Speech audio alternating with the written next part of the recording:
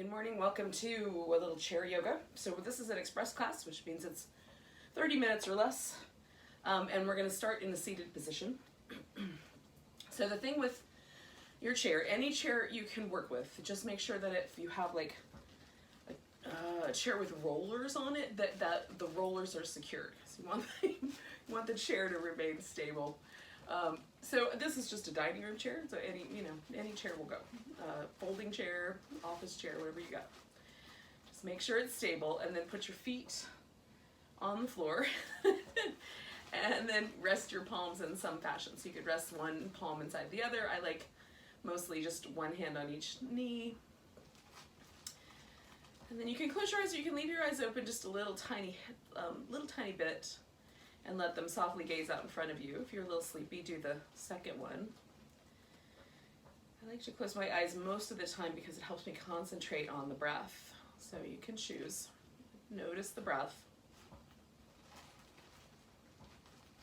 We're going to try to keep a deep, rhythmic, smooth breath the whole time we're practicing. So just begin with that notion. A little deeper than maybe our not unconscious breath is, or then as smooth and rhythmic as we can keep it.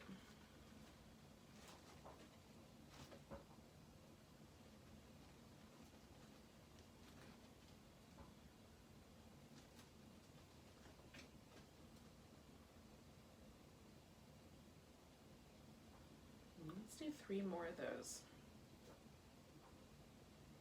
Let go of everything else you've got on your agenda for later. And just notice the moment you're in right now.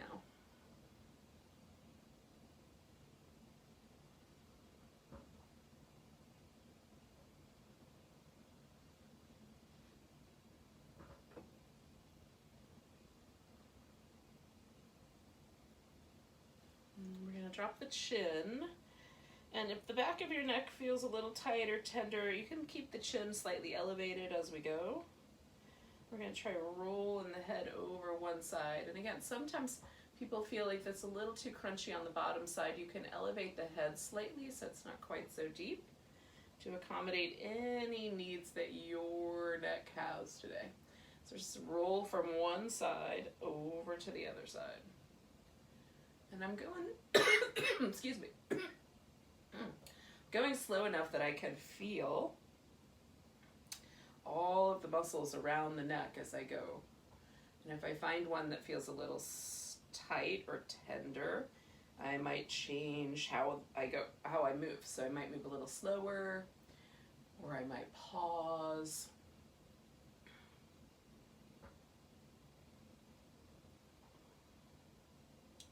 So I'm going to do 2 more of these little neck circles. I invite you to do the same. And notice I'm trying to keep my shoulders relaxed. There's a tendency for the shoulders to want to help. And as my head gets closer, like my shoulder will try to drift up. I'm just going to try to keep it relaxed.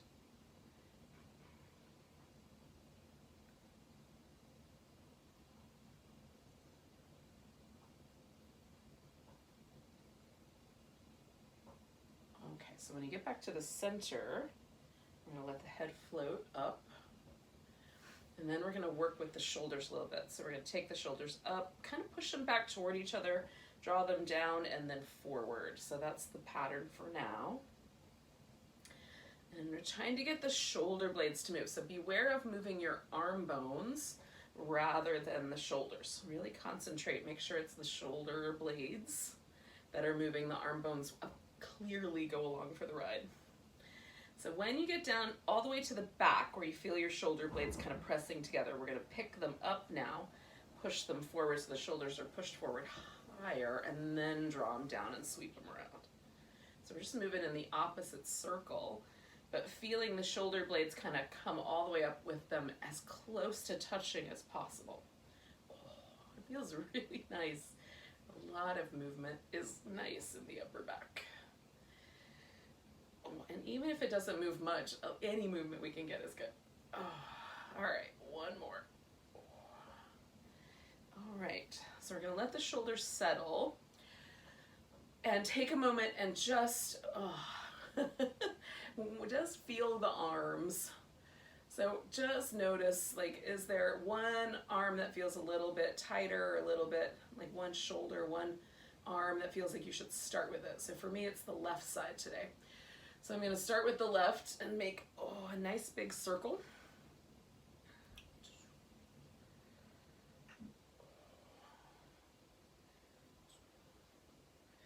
And then I'm going to circle the opposite direction and just work with whatever a range of motion your arm bone will do. All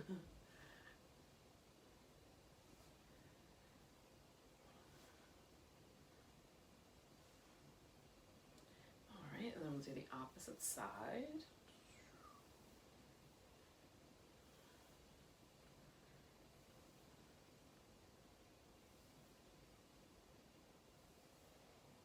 And then I'm going to go the opposite direction on this one.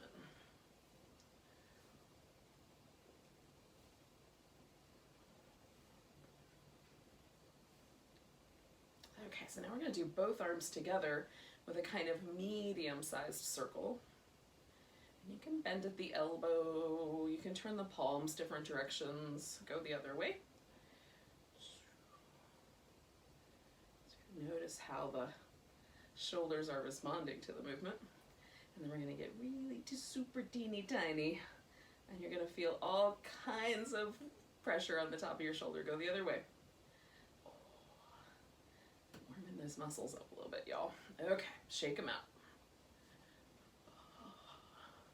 Okay, so now we're just going to focus on the wrists. So we'll circle the wrists. And go the opposite direction. And then focus on the fingers. So we're going to stretch the fingers out as wide apart as they'll go. And then curl them in nice and tight. You don't have to make that face. Wide apart. And nice and tight. Squeeze them in. Wide apart. See if you can get a little bit of room in between every single finger. And then squeeze them in. Good, one more time, wide apart. And squeeze them in. And then we're just essentially like we're playing piano.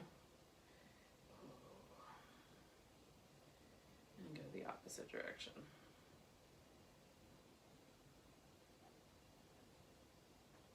I'm getting a little free form with the movement as well. Stretching them out, stretching them in. All right. So we've got the arms a little bit warmed up and lubricated all the way down to the fingertips. So let's do the center of our torso. So for this, I move forward a little bit on the chair so that I have a little bit of room to rock the spine back. So I'm tilting my pelvis backwards and then rounding my back. And then I tilt my pelvis forward and broaden through the collarbones and the chest. Okay, upper back kind of shoulder blades are drawing towards the center. So we'll do these two little shapes. Cat tucks and tilts. It's called the cat pose because of that sort of idea that cats kind of arch their back. I've seen cats do lots of things with their back. So you can call it whatever you want. And broadening out the collarbones a little bit like a cobra pose. So maybe it's a cat and a cobra. Okay, one more like that. And then we're going to come back to center, so it feels like the weight is pretty evenly distributed right on your sit bones. And then we're just going to rotate side to side.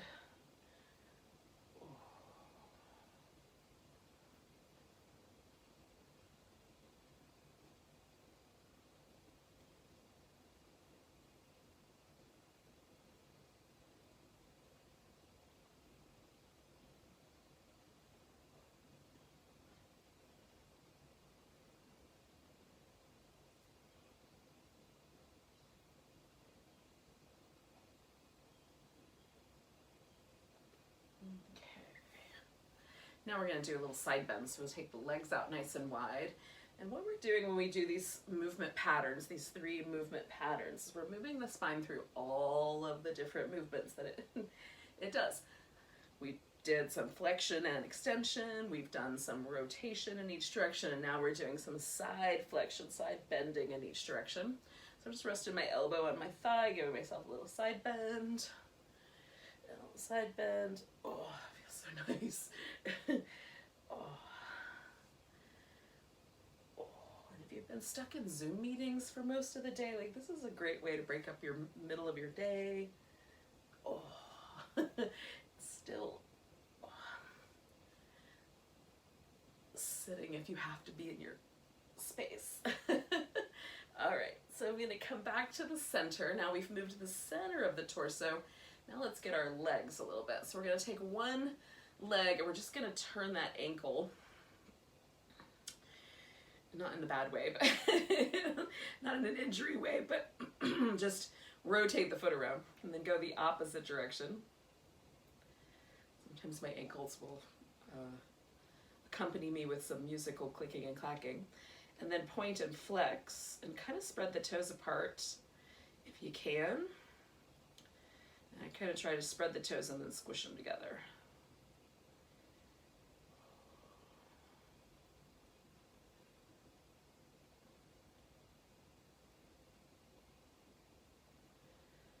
All right, and then let's do the opposite side. So we'll do the opposite ankle.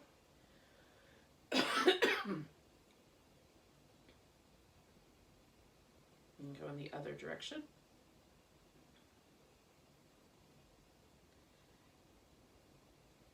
And then we're going to point and flex.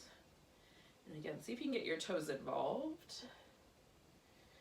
My toes don't move a lot, but I do my best to try.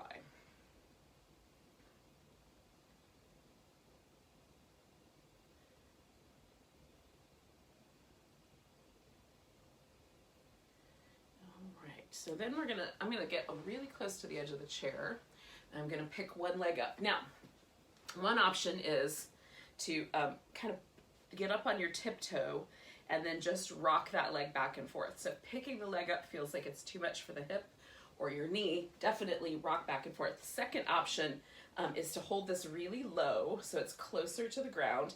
Now, when you, if you have tender knees, we wanna keep the shin bone as even as possible. So if you flex the foot and then make sure that the toes and the knee are sort of pointing in the same direction, not rotating at the ankle, that'll generally keep your knee relatively stable.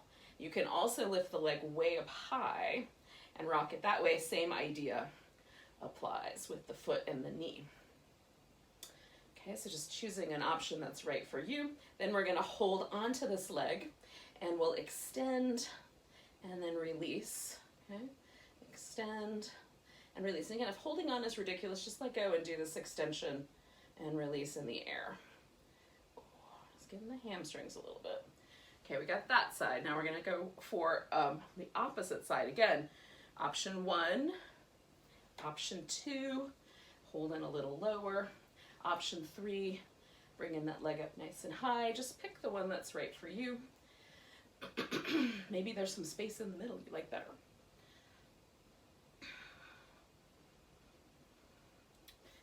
Get and hold. We're gonna extend and release, and extend and release, extend, release one more time. Okay, so now we've gotten a little bit there. We're gonna do a couple of movements, one on each side and then a center point that sort of put a lot of the legs together and the hips. So we're gonna turn sideways. Bring the knee kind of right over the edge of the chair. As much of your booty hanging off the end of the chair as possible, because that gives us a little bit more room for the hip. So depending on your chair, it might be a little or a lot. So then we're gonna extend this leg out, sort of like a warrior 2, but we are gonna change the rules just a little bit for the chair. So you just wanna make sure that your hip joints feel stable. And then this foot is all the way on the ground. Now you can point the toes any direction you like. Just get the toes on the floor in a way that feels stable to you. And then this is gonna become sort of my first anchor point, which is just allow the elbow to rest or the forearm to rest on the leg. We're not heavy resting, but we're kind of pressing off against that to stretch out. So we're feeling this side really reach out. That's our side angle pose. And then we'll do a little reverse warrior. Come back to that warrior 2. Do a side angle stretch. A reverse warrior. Now that one may not go very far because the chair kind of inhibits the movement of the pelvis getting out of our way, so we'll have to accommodate. That pelvis is going to stay right there, so we'll just bend as much as it makes sense. And then one more time, we're coming to the side angle. Oh, and then we're going to come back to center. We'll switch sides. So again, knee over the edge of the chair, scoot back as far as you can. Extend that leg out to the side. Plant the foot nice and firm. And then we'll take this side angle, so I'm pushing off the floor, kind of pushing off of my thigh, getting a nice long length. Coming back to warrior two, little reverse shape. Warrior two, extend. Oh. Warrior two, little reverse. Warrior two, a little side extension. Oh, it feels so good. It's my favorite pose. At least this today. So right now it's feeling really good. Stretch out. Oh, coming back one more time. Reverse. And a side angle. Oh, and then we're going to come back to the center. Bring the legs around. And then with the legs a little on the wider side, and you can scoot forward or back, we're just going to start to fold forward. So we're looking for a stretch in the inner thigh. And it might take you all the way down to the ground, or it might keep your hands or your elbows up on your thigh. Just fold until you feel something there. And we're just gonna hold and breathe.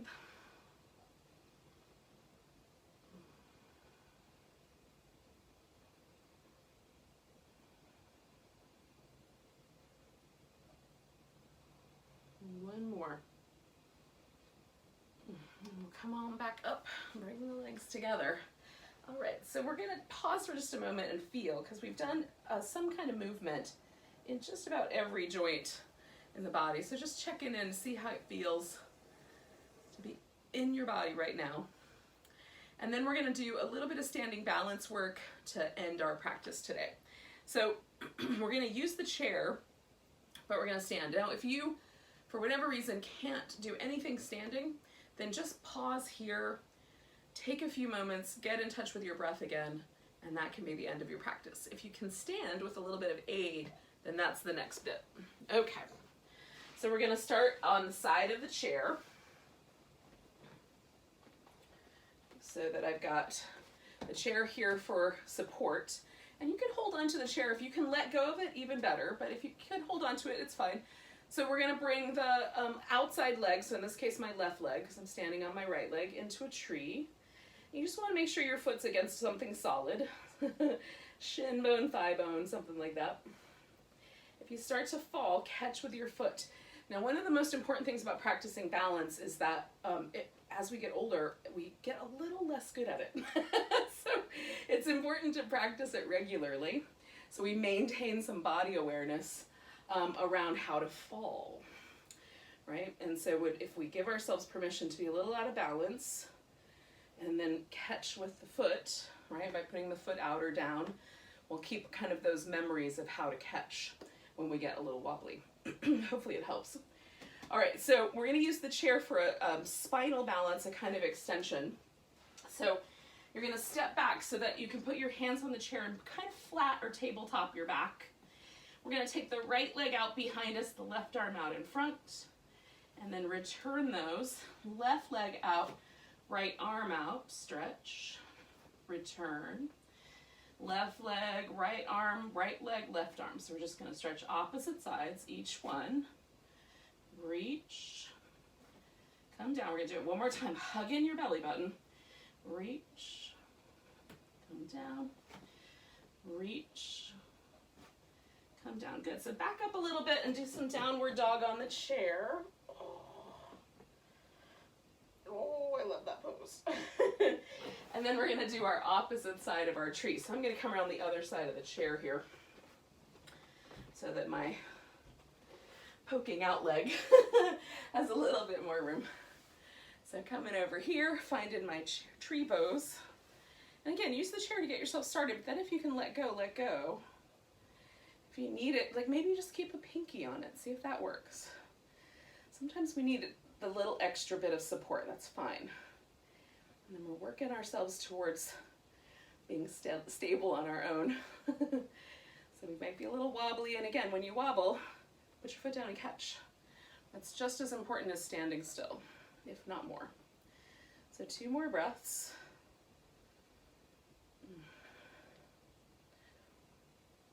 And then we'll come down and we're gonna do that downward dog on the chair one more time. So backing it up. Oh.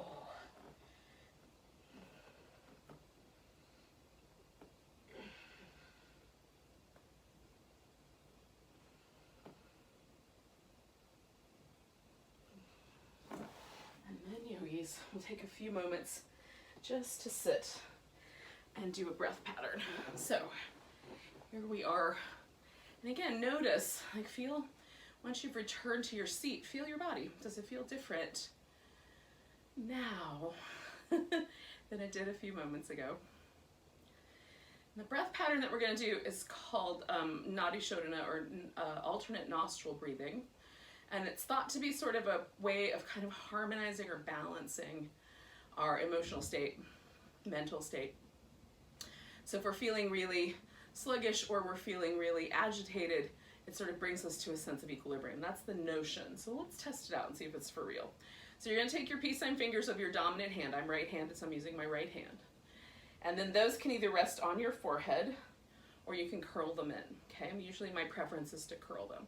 Then you're gonna use your ring finger and your thumb to operate your nostrils. So first, make sure you can breathe through both your nostrils. Now, if you found that one of your nostrils was a little bit clogged or it's hard to breathe through, don't close the other one all the way off. You're just gonna rest either your thumb or your ring finger against that nostril and pay attention to it as you breathe, all right? So we're gonna alternate every time it's time to exhale. So we're gonna start with a big breath, and let go with an ah. And then we're gonna either just rest the thumb or whatever hand you're doing. Rest something on your right nostril. For me, it's the thumb. And then we're going to inhale through the left. And then switch over to the right and exhale. Inhale through the right. Switch to the left and exhale. So again, this might be just your attention is being paid. Maybe the nostril is actually closed. Inhale. Switch to exhale. Inhale when it's time. Switch to exhale. Now try to be really gentle with this practice. Don't inhale with the force of a rhinoceros. Just gentle inhales and exhales. Time it with your breath, okay? Every time it's time to exhale, you switch nostrils. Keep going, we're gonna do 3 more rounds.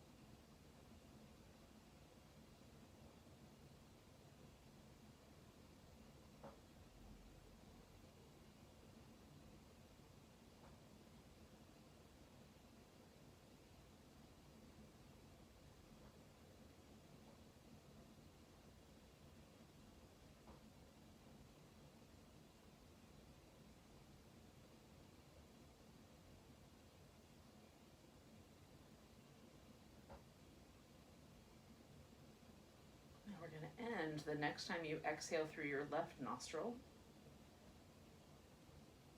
for me that's now, and just pause and be where the breath work brought you.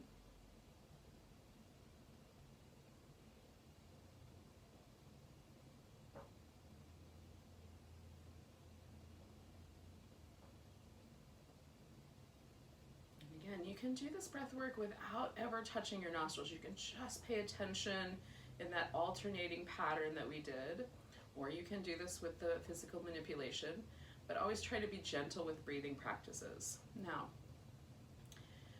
for me, it does bring me a sense of peace and calm. It's a nice, if you're not well accustomed to meditation, or you don't find a lot of value in just sitting, this kind of thing where you give yourself a task to do that really absorbs your attention can be a great alternative to the more traditional meditation practices of just being present, because you are present. It's a mindfulness practice no matter what.